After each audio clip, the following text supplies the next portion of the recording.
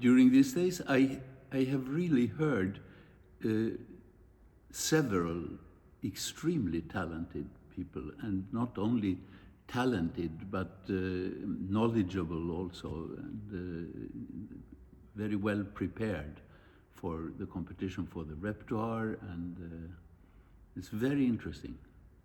Did you have, or do you have, when you are a member of a jury or maybe president of a jury, do you have any, let's say, preconceptions? What do you expect from the competitors?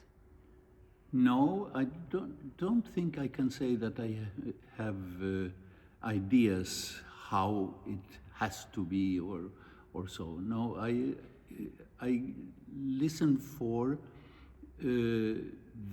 of course, the knowledge of the instrumental knowledge. It has to be on a certain high level. It doesn't need to be perfect, but has to be on a high level.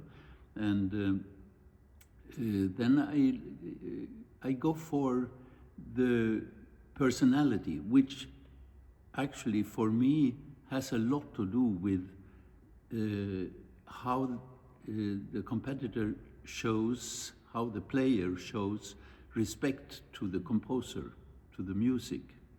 That should be really the center of everything for us musicians. Yeah? No matter if we are young or old like me.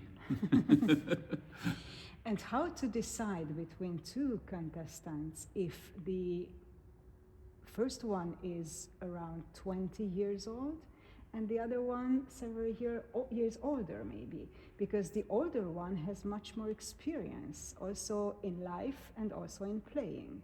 How can you decide in this situation? Actually, I don't really think like that. I don't compare age-wise.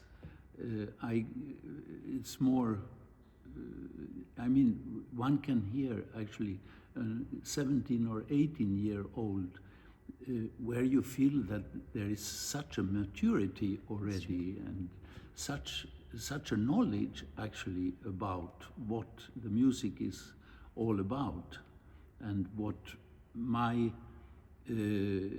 way of giving the music to the listener. Yeah, it can be very strong already at an early age. Yeah? So this with age, I don't think much about. I don't think that somebody who comes to a competition who is 28, 29 or 30 years old, I don't put them in a special category, actually. And what about mistakes? Do they important, or the whole presentation, the whole performance is what matters? The whole performance is what matters. A mistake, if it is one or two mistakes, three mistakes in a whole piece that I don't really care about much, I have to say. If it is something that sounds like a habit that is out of control, basic control, then of course I also judge by that. And the last question to the professor, not the jury president. You are teaching in both grade schools, the Kronberg Academy and the Liszt Academy, so you have many, many talented students, and they go to competitions and they come back home, and if they win, you maybe have to keep them back a little bit, not being too much stars or something. I don't really know how to explain, but you understand, I think. And the other side of this paper is if somebody comes back from a competition which was not that successful, then how should you help them to continue to go forward in their music life? Well, I try to communicate my very basic thought or idea about what a competition is, actually.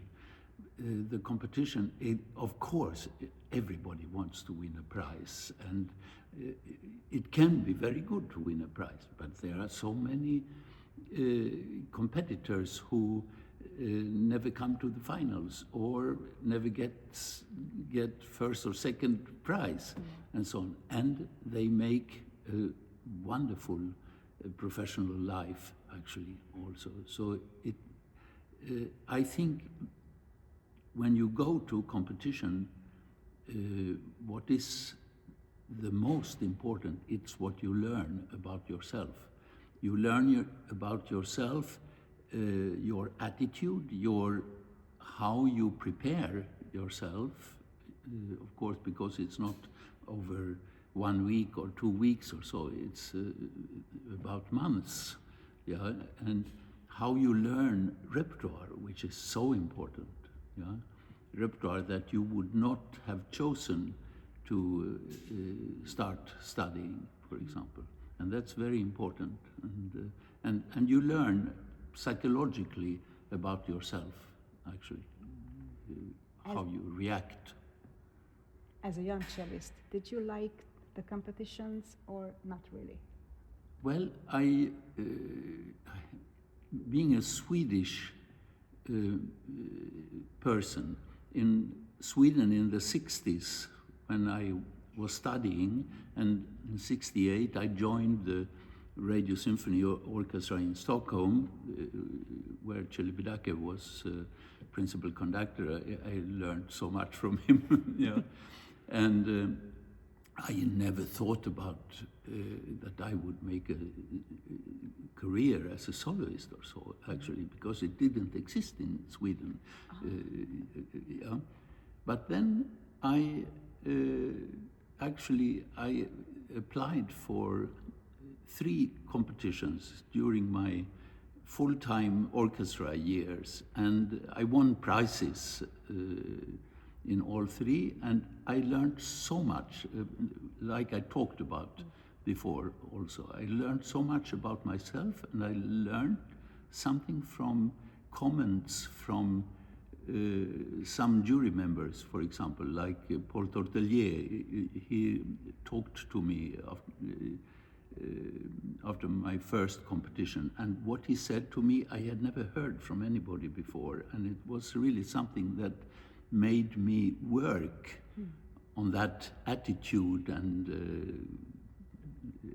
project, yeah, for myself, and so I was very, very grateful actually for that. But it was a very special situation, of course, for me being full-time in orchestra already.